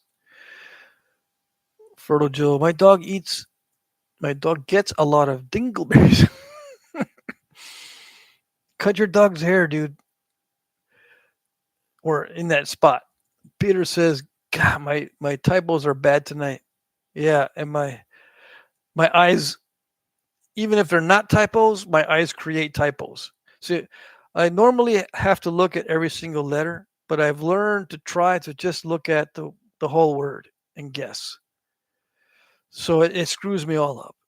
When I try to look at the whole word, I get it wrong. And then when I try to read each individual letter, you guys get it wrong, and I say the wrong word. Can't win. Ask for Corn says he didn't ever mention Peking duck, but he did mention Hong Kong dong. We shouldn't laugh about stuff like that, right?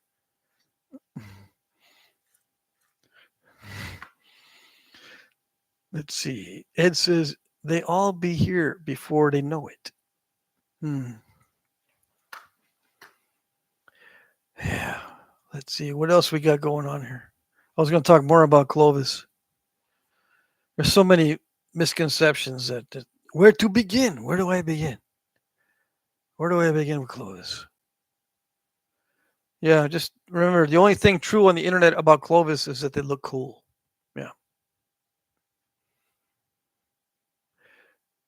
Speaking of Charmin, my mullein came in good this year. Pawpaws did too. Oh yeah, I've got two mullein plants growing by themselves. They're probably going to get the weed eater treatment from the neighbor, but we got two mulleins growing right up against the rock wall up there. Yeah, healthy as can be. I planted two mulleins just outside this window down below last year, and within a few months, totally gone. In the first 2 weeks, I could already see mold growing on the mullein, and within 2 months, it totally wiped it out, all the way down to the roots. All it was left was like dried leaves and crumpled up little bits, and that's it. And I took the healthiest looking mullein I could find, those rosettes that just spring up. Leaves were about 6 inches long, and I planted them down here. They say, just take them out of the ground and plant them in your yard, and they grow and they grow, and they never stop growing. Well, that's true if there's no mold. Yeah, I found out. Peter says, we're going into a trade war with them, so I think laughing is allowed. Yeah, we are in a trade war. Frodo Joe Allen, I like watching him do the butt drag across the lawn. That's entertainment here in the mountains. Talking about his dog and the dingleberries. Ah, so funny. A fork and knife from Flint gotta be bucket list. Yeah, I don't know about a fork though. Auction is going good, says Jesse. Let me see. Yeah, when last time I checked, there was a lot of bids. Yes, yes, yes. And if you don't know what I'm talking about, don't worry about it. You worry too much. Yeah, it's auction time. What is auction time? I need to know. Tell me, because I'll die. I'm not going to tell you. No. All right. Where is all these bids? Let's see. Oh yeah. And it looks like everyone can see everybody else's bids because we're not getting repeat values and people are not bidding lower than before. Let's see. Yeah, we got a lot of good bids. Here we go. Yeah, I'm hitting the like button on all the bids that I see. If I didn't hit the like button, if you don't have a like on your bid, that means I didn't see it. Yeah. So I think I got them all, right? So I put likes on all the bids. Of course, not everyone that's bidding is in the chat. I noticed some guys, I never see them on the chat. Like JKL 5142, he's probably not on the chat. But Keith is here. Tommy Taylor's here, right? Yeah. So a lot of you guys that bid are in the chat, but some of these guys, I had never heard of them. There's usually one or two new guys every time. I hear something on the front door. Sometimes the little skunk gets smart and starts scratching on the door. Where's my cat food? Where's my cat food? I need my fix. I should put it out, right? Wait till I get a bucket full of Tide water. Let's see. Aspercorn says put a little Epsom salt at the base for mold. I didn't think of that. I had Epsom salts too, but I threw it out. Dang it. Justin says, I clicked because of the point in the thumbnail. What a beauty. Is that an art piece? Yeah, it's in the auction too. It's an art piece. It is going to be sold. People are already bidding on this. Where's the auction? Somebody tell them, because I'm not going to tell them. I'm too tired to keep telling people. But this is in the auction and being sold right now, or being bid on right now. I'll announce the winners at 9 p.m. Eastern, which is about, let's see, hour and a half from now. Peter says notches for a fork would be insane. Maybe a spork instead. Yeah, a spork can be napped. Yeah. Jesse says, do you see my bids? Okay. I didn't get an alert. Yeah, I saw a bunch of bids. I think I saw all of yours, Jesse. I just hit the like button on everything. So just check to see if you have a like on your bid. Yeah, I see you bid on 7M05. 06 probably. No, not 06.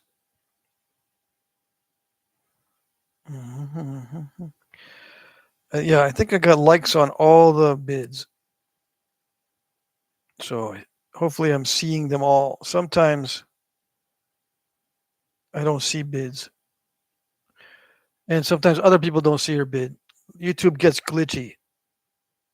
Buckskin NYB, I saw your bid. And it says here, you bid like 59 seconds ago. Why doesn't it just round up to 60 seconds? Oh, well, maybe it wouldn't be good for them to round up. That makes it even harder for me to tell when people bid. Okay. Let's see. Ralph says lindenberries made into a relish that's like IKEA. Swedish meatballs are good at IKEA. IKEA has lindenberries made into a relish? I did not know. I never go there anyway. Keith says, I bounce back and forth between the auction and the live stream. Got to keep an eye on Ed. He's like a sniper. Yeah. Ed says, have you seen those bungee traps made for squirrels and small animals? They throw the animal quite a ways away. No, have not seen those. If you're being serious, I've not seen them. Jesse, Keith, you're funny, bro.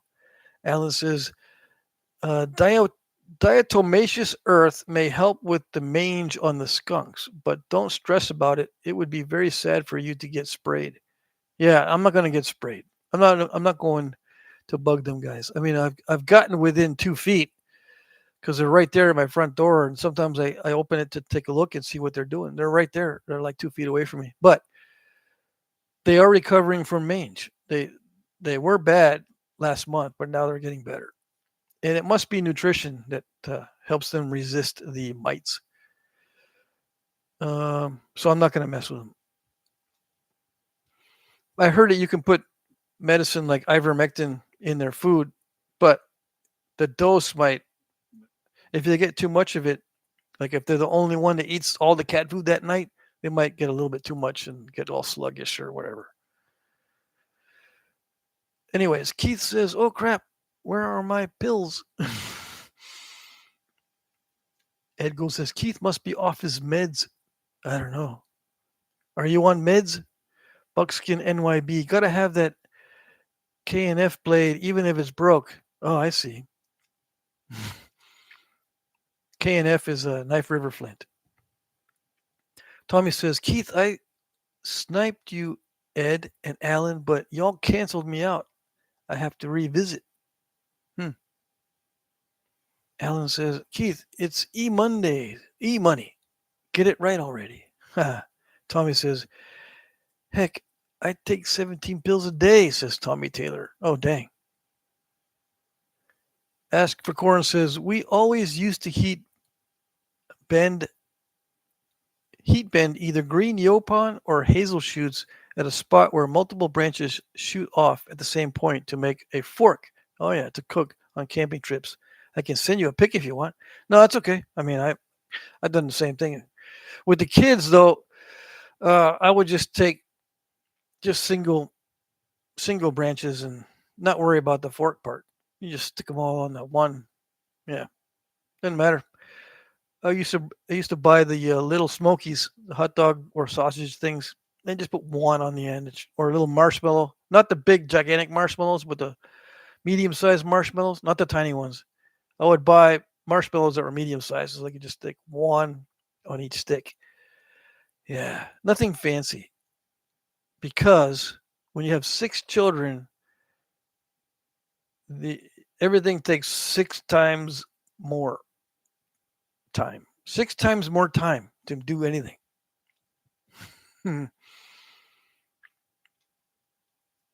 Mike Mason says, use the cat food to set off a diatomaceous earth powder trap.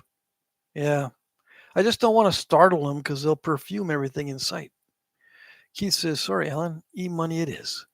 Ed says, they arrested a doctor down the road the other day for selling illegal drugs. I've been going there for 10 years and I didn't know he was a doctor.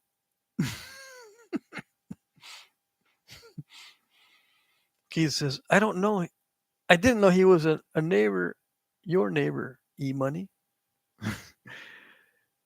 Asked for Cora. I'd look like a turkey foot starting to make a fist. It would look like a turkey foot starting to make a fist. What are we talking about? I don't know.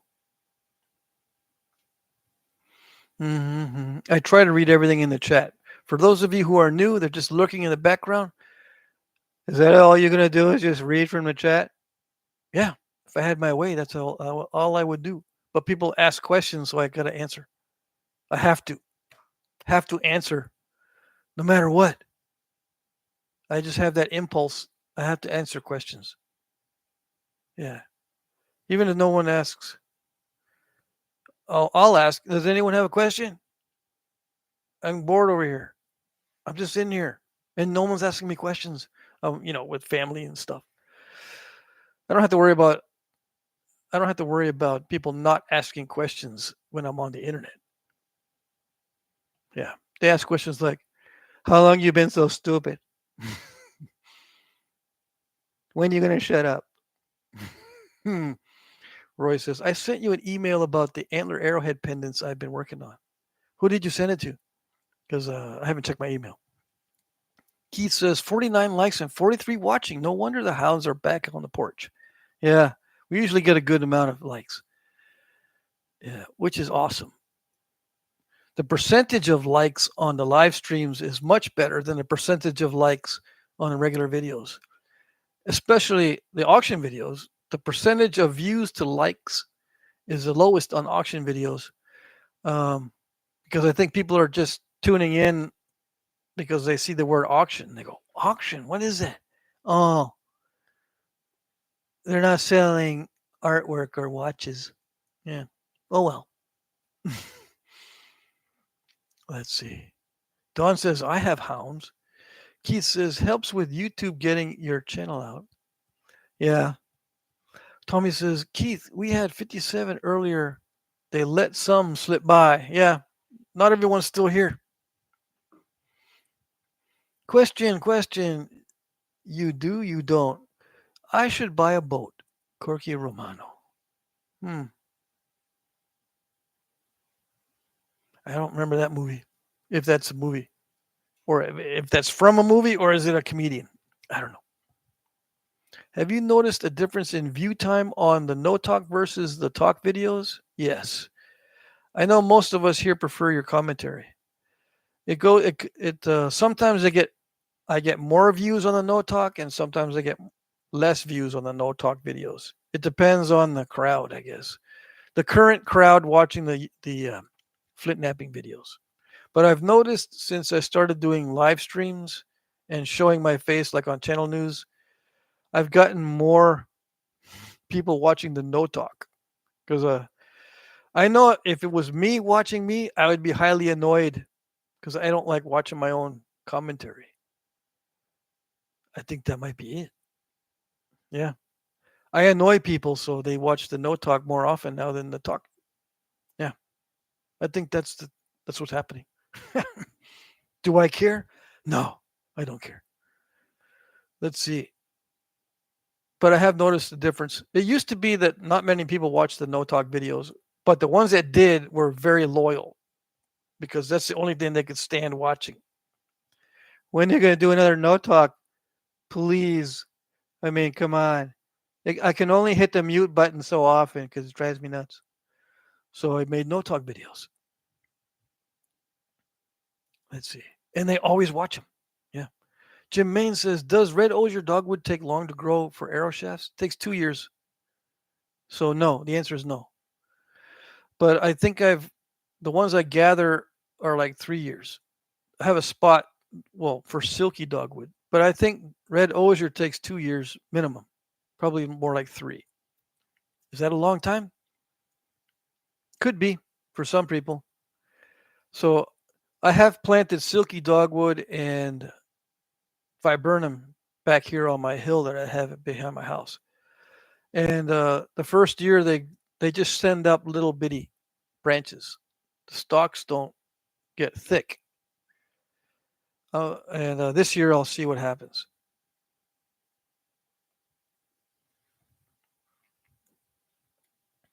Let's see. Ed Gould says, I was out in my boat with a buddy that drank a lot, and we were catching walleye like crazy, and he bent over and put a big X on the side of my boat. I don't get that one. Jesse says, but it's so funny. Pat tells the truth, doesn't sugarcoat stuff. If we want to get better, we should take the advice from someone who has napped as many years as you have. Ah, well, thanks. Yeah. I try not to sugarcoat it. I don't like it when other people sugarcoat stuff. Scott Lauer's here. Hey, Pat. Hey, Chippers. Yep. Flint snappers. We're a bunch of flint snappers and flakes. You missed the conversation about flakes. Yeah. Scott Lauer's from the UK. Ed says he said that was so we could find that spot again. What are you talking about? Ginger Squatch is here. You got 15, no, 18 minutes before the end of the live stream. Anyone know where I can get a ginger snap? Ginger Squatch is asking for ginger snaps. Ed says, then he fell out of the boat. Okay. I still don't get it. Don says, I know for, okay, I shouldn't keep reading the name Dawn if you're using your wife's account. Okay? So, Mr. Reed, I know for myself, 30 minutes I lose interest or focus, and spelling isn't my strong suit. I see. Roy says, you could do just talk videos and edit out the smacking stone sounds my mother would hear from the other room when I watched napping, says Roy. I could edit out the smacking sounds.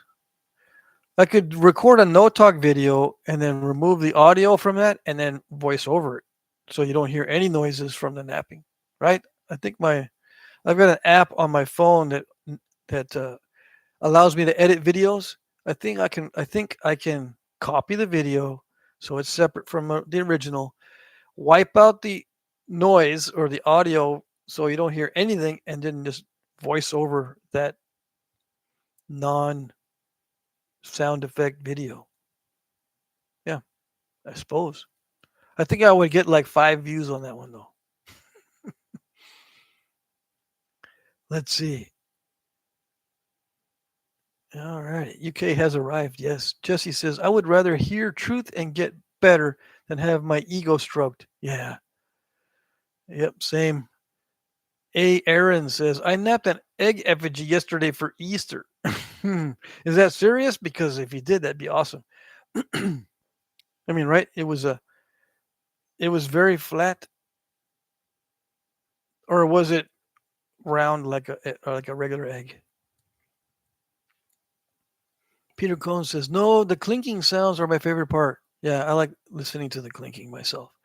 Roy says, "I don't mind the sounds. I'm only kidding." Ah, okay. Not on purpose, says A. Aaron. All right, I won't do it. Ralph says, like noise, yapping, and napping. He likes everything. Cool. Ask for Corn says, you need a noise gate filter if you want to do that. The band used stuff like that in the studio. I see. Peter says, the sounds of the rocks put me to sleep. Yeah, they do that sometimes. They don't do that with me, but I've heard people fall asleep to the napping videos. Yep, yep, yep. Deep cut. Ask for Corn says deep cut. What does that mean? The name of the video? See, we got 15 minutes left, unless I want to end the live stream early. Ask your questions, put in your comments or complaints before it's too late. I'm checking the auction, by the way. Yeah, dead air. When I used to listen to radio, before the podcasts, there used to be radio talk radio. And then they would say, well, we can't pause here because it'd be dead air, and dead air is death. Every time there's like 1 second of dead air, we lose 10 listeners. So that stuck in my head when I was thinking about doing these live streams. If I don't continue to talk, I bet you the viewer count goes, doo. Yeah. But let's see. Maybe I can talk at the same time I look at the auction. I can't guarantee that I'll be able to speak clearly. I can hum and look at the auction. Yeah. I see a lot of bids on number one. Come on. My finger is too uncoordinated to hit the replies button. Okay, I see one bid that I forgot to like. Okay, it was only 3 minutes ago. Never mind. So I'm putting a like on each one of these bids so they know that I see the bids. Okay, so these are all recent bids that I haven't seen yet. AMC Royals is bidding. I haven't seen you before. Yeah. There you go. And if you're brand new, I don't have any criteria for joining the bids. You know, some people say, "Do I gotta?" Or some people ask me, "Do I gotta send you my address before I bid?" No, just bid. The bidding is free. I know some auctions. I've been to an auction where you had to charge. They charged you to get into the auction. Yeah. So not only did you have to pay when you won, which is okay, but you had to pay just to listen. Yeah.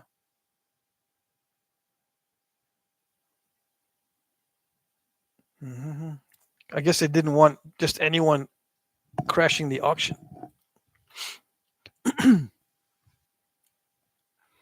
Let's see. Roy says, I think you could also tell the difference in force behind the strikes based on how loud they are. Yeah, but my microphone, this one here, has noise cancellation, and I've noticed that you can't tell very well with that microphone. With the new one. With the one that was on my phone that no longer works, that one you could pick up the intensity of the strike. But the new microphone, and I might start using this one to record the rock napping videos. We'll see. I bought this one so I can have both hands available for, showing books and showing things and not having my hands tied, so to speak. Don or Mr. Reed says, what type of music do you like? I'm a person who listens to mainly rock and roll, but I'll also listen to stuff like techno. If it does not have lyrics, like classical music or techno, I like that as well. I will also listen to rock music like stoner rock that doesn't have any lyrics. I prefer music that does not have lyrics. But if I do listen to lyrics, it's usually rock. Yeah. Almost any kind of rock. Almost. I'm more on the harder side of rock. Yeah. I can't think of any bands off the top of my head that I don't like. Uh, I was just listening to one the other day. I said, I don't like this. Why is it on my playlist? Kings of the Stone Age, right? I had a playlist going, and I think it was Kings of the Stone Age. I don't like that band. Stuff like that. It's got to be harder rock. Like I listen to a bunch of Led Zeppelin the other day. Of course, the oldies like Led Zeppelin and Black Sabbath, things like that. But the newer ones, I was listening to a band called Royal Blood and something else. All right, let's see. What do we got? I'm missing the chat. AJ Williams is here. Hello, and fellow groupies. Yes, yes. Ask for Corn says, no, AA Ron. It is from a hilarious Key and Peele skit. Mike Mason says, I've been distracted most of the time today. Been listening, though. Awesome. A. Aaron says, I done messed up. Keith says, I can't keep in total silence. It's too hard. I need background noise, so I usually put on a crafty video and snooze. Yeah. Aspercorn says, D nice ballot. Balakay. I don't know. Mike Mason says, one day I'll be able to bid, says Mike Mason. Killer Cork, hello, hello. You made it. We got 9 minutes left, or even less because I'm behind on the chat. So, yeah. We had 12 minutes when you started commenting. I probably got an email. What did I get? No, I got an Instagram message. AJ Williams says, Pat, I need yapping and napping. The voiceovers are educational, but I need yapping, whacking noise, and some trash talking. Yeah, all right. I can do that. Yes. As for Corn, he likes only gangster rap. No, that's exactly what I don't like. As for Corn says, and the Barbie Girl song? No.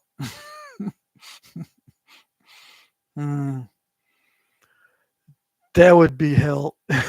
Let me see. Where am I? Let's see. Ginger Squatch says, AMC Royals is me. Oh, that's you? A friend told me you were doing an auction. If I win, can you include a ginger snap? They're my favorite. I don't know. I don't want to be caught at the grocery store buying ginger snaps. And then someone's going to say later, you're not on that diet, are you? I knew it. Don or Gary, but you will have to write it down. Remember it. Yeah, I probably will have to write down the name Gary instead of reading the name Don. Right? Unless I repeat it to myself 7 times. That's the trick. I heard that if you repeat it 7 times, it'll stick. Yeah, Gary Reed, Mr. Gary. I can remember the name Gary. Yeah. Ed says, went and checked the items for sale. Nice work, Patrick. Thanks. Thank you very much. Killer Cork says, definitely wouldn't have taken you for a techno guy. Yeah, but I do. I listen to techno sometimes. Yep. Ed says, I didn't look at the bids yet. Oh, I see.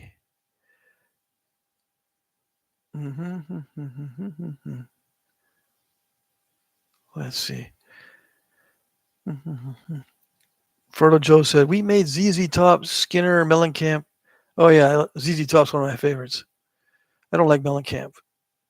Hank Jr., I don't know. Skinner, yeah. Leonard Skinner, for sure. Ask for Corn says, Queens of Leon and Kings of the Stone Age. Oh, there you go. So I think Kings of the Stone Age are the ones I didn't like. I'm trying to find my history. When I want to see my history, it doesn't show me. All right, there it is. I look at too many videos. Yeah. I was doom scrolling all morning. So to find the stuff that I was listening to last night, I found a band called Cleopatra, which has some good ones. Queens of the Stone Age is the one I don't like.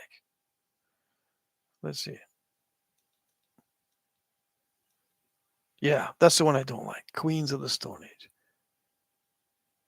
It says here. Yeah.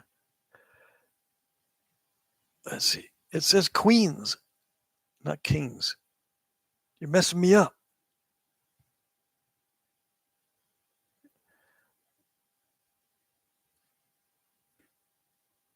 Let's see. Ask for Corn says, I've been rocking Queen this week. Don't judge me. Vernon says, I swear I almost wrote something similar that meant the exact same thing. Vernon says, I love QOTSA. I don't know what that is. Vernon says, thanks, Patrick, for another exciting week of napping, and here's to another. Yes. There will be another exciting week next week. Mike Mason says, I love the trash talking, Pat. You got to tell it what for in the middle of a no nap and catch everyone off guard. Yeah. I got to make some annoying voices like, I hope you're paying attention because if you're not, I got you.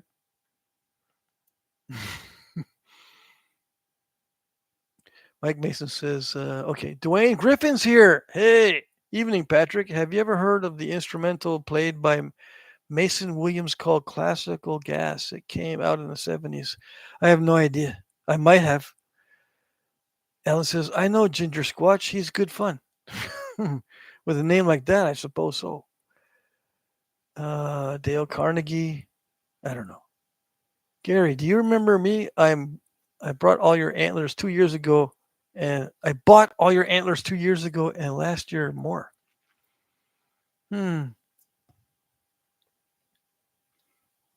Ask for Corn, repeating the names. Gary Reed says, if I see you, I would remember. Never forget a face, I guess, right? I bought the whole bucket, says Bushy. It said dog chews. Yeah, well, dog chews make excellent napping tools. Yeah. Ask for Corn says, free bird. If you don't like it, then get out. Yes. Killer Cork says, nice auction pieces, Patrick. Thank you, thank you. Gary says, oh, okay, I'll have more this year. Gary's bringing the antlers. Everybody go buy them. Ask for Corn says, and Double Trouble is great too. I don't know. Queens of the Stone Age frontman has a video where he talks about Teotihuacan. Okay. The Aztec city. Ed Gould says, good luck, everyone, in the bidding. See you all Wednesday. See you. Wednesday is the next live stream. Next live stream is Wednesday, 2 p.m. to 4 p.m. Eastern. Ask for Corn says, it's a clip from the JRE. Pretty cool. Oh, okay. Brennan says, I saw that, Corn. Fertile Joe says, Gary, I'll buy more, but I bought a bunch last fall at Warrensburg. I see. And noon on hump day. For you, maybe it's noon, but for everybody, I think Ed Gould is over in Colorado. Yeah. Mike says, one more thing. Skunks are brave. They don't want to spray. May seem risky, but my Indian guide name is Runs with Skunks. Yeah. I mean, they know me by now. I'm not afraid of the skunks. I just don't want to startle them. If I were to throw a bucket of dirt, that special dirt, or the detergent water, they will freak out. Yes. Brendan says, later, guys. Ginger Squat says, see ya, E-Money. Fertile Joe says, Gary, hoping Chris Stricklet, Ernie Raber, and Charles Bracken will be there. Yeah. I've met one of those guys, right? Have I met Chris? Let's see. Yeah, name is Josh Holm. I'm not going to remember these names, unfortunately. Yeah, Gary's right. Alan says, getting down to the last few minutes, I have to get ready for the night shift. I'll be here until the end. Great selection today, Patrick. Well, thanks, Alan. Much love, everyone. Yep, we'll see you next time. Mike Mason says, no, Patrick, it's dust. Okay. Don Reed says, Chris will be at the Bald Eagle. Yeah. Gary says Chris will be at the Bald Eagle. Killer Cork says, where'd Ralph go? Is he face napping? Yeah, probably. Ross Wellman says, good night, everybody. Yep, good night. Later. Okay, here's what you do, says Ask for Corn. Gotta first make and feed them something called Percocet pudding. Then you dip them in the tide. That's an idea. Yeah. Mike says, everyone have a great night. Thank you for taking a while. I was lurking. Alrighty. Gary, bummer. I buy lots from him. Great guy. Yeah. Talking about getting antlers. Have a good evening, everybody, says Tommy Taylor. Keith Ricketts says good night. And the bell has just tolled. It's 8 o'clock p.m. Eastern time. I am going to end the live stream. I wish I had a closing little spiel that I do every time I close, but I just say good night. Bye-bye. See you in the next live stream or the next video. Sometimes I don't do any videos between now and Friday because I do side projects. So I might not see you until the next live stream. Alrighty? Okay. And I think this microphone worked out pretty good because I felt more comfortable because now I can use both hands. Now, I was holding the microphone like this the whole time before because it just doesn't work being pinned to my shirt. Okay. And my phone and the computer microphone are really bad. Alrighty. Good night. Good night. Good night, Jeff. Good night, Peter. Everybody. See you on the next one. Bye bye.